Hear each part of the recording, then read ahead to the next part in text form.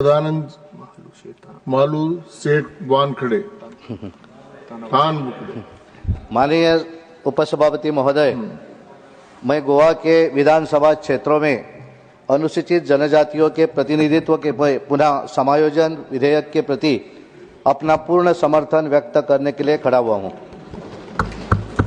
यह विधेयक एक अत्यंत महत्वपूर्ण कदम है जो सामाजिक न्याय, समानता और लोकतांत्रिक सशक्तिकरण के प्रति हमारी अटूट प्रतिबद्धता को दर्शाता है।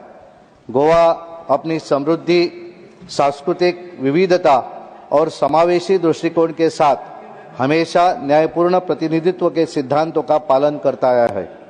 अनुसूचित जनजातियां हमारे राज्य के सामाजिक और सांस्कृतिक ताने बाने का अभिन्न हिस्सा है। उन्होंने गोवा के इतिहास, परंपराओं और विकास के महत्वपूर्ण योगदान दिया है। गोवा के गावड़ा, कुणबी और वेड़ीप समाज अनेक वर्षों से ओबीसी में गिने जाते थे।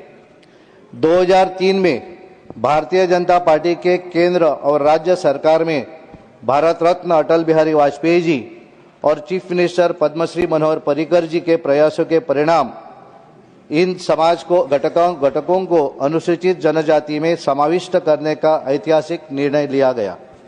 आज यह समाज शिक्षा, उद्यम, व्यापार इस जैसे क्षेत्रों में अग्रसर होकर समाज के मुख्य प्रवाह में योगदान देकर देश के विकास में योगदान दे रहा है। लेकिन दशकों से उनके विचार और आवाजें विधायी निर्णय प्रक्रिया में पर्याप्त रूप से प्रतिनिधित्व प्राप्त नहीं कर पाई है। यह विधेयक उस असमाधान का दूर करने को और सुनिश्चित करने का प्रयास करता है। हमारे लोकतांत्रिक संस्थान समाज के हर वर्ग की आकांक्षाओं को प्रतिबिंबित करे। मुझे गर्व है कि आदरणीय प्रधानमंत्री नरेंद्र मोदी जी, गृह मंत्री अमित भाई शाह जी तथा सामाजिक न्याय मंत्री और अधिकारिता मंत्री डॉक्टर वीरेंद्र कुमार जी और अर्जुन राम मेघवाल जी ने इस समाज के भावनाओं को सम्मान करते हुए इस विधेयक सदन के सम्मति हेतु रखा गया है। इस विधेयक का महत्व है सामाजिक न्याय सुनिश्चित करना। सच्चा लोकतंत्र समावेशिता पर निर्भर करता है। गोवा के विधानसभा क्षेत्रों में अनुसूचित जनजातियों के प्रतिनिधित्व को पुनः समायोजित करके हम ऐतिहासिक असमानताओं को दूर करने की दिशा में एक महत्वपूर्ण कदम उठा रहे हैं। यह कदम हमारी अनुसूचित जनजातियों को वह मंच प्रदान करेगा जिसकी उन्हें जरूरत है, ताकि वे अपने चिंताओं को व्यक्त कर सके, नीतियों को आकार दे सके और गोवा के भविष्य को प्रभावित कर सके। प्रतिनिधित्व केवल संख्या का मामला नहीं है। यह इस बात का आश्वासन है कि हाशिए पर रहने वाले समुदायों से जुड़े मुद्दे को विधायी चर्चाओं में उचित स्थान मिले।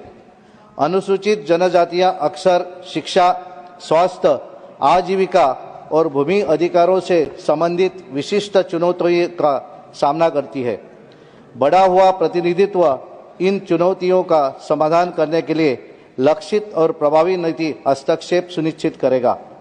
हमारा संविधान समानता और सकारात्मक कार्रवाई के सिद्धांतों का आत्मसात करता है। यह विधेयक उन मूल्यों का प्रमाण है। यह हमारी उस वादे के साथ मेल खाता है जिसमें हमने विधायी संस्थाओं में अनुसूचित जनजातियों के लिए अनुपातिक प्रतिनिधित्व सुनिश्चित करने की प्रतिबद्धता जताई है, जिससे शासन में समानता और न्याय की भावना को बढ़ावा मिले। गोवा की विकास यात्रा तब तक अधूरी है जब तक कि इसमें हमारे अनुसूचित जनजातियों के सक्रिय भागीदारी न हो।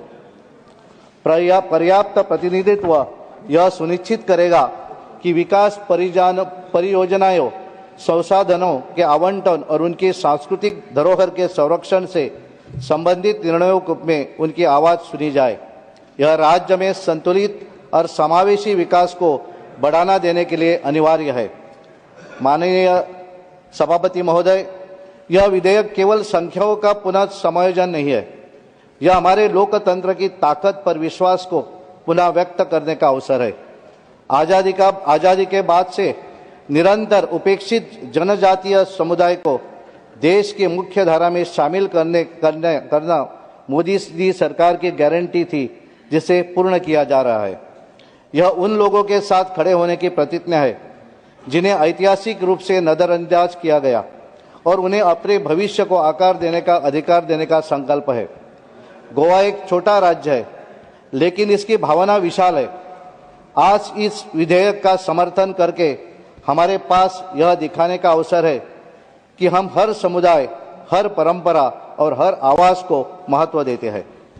मैं इस सदन के सभी माननीय सदस्यों से इस ऐतिहासिक कानून का समर्थन करने का अनुरोध करता हूं।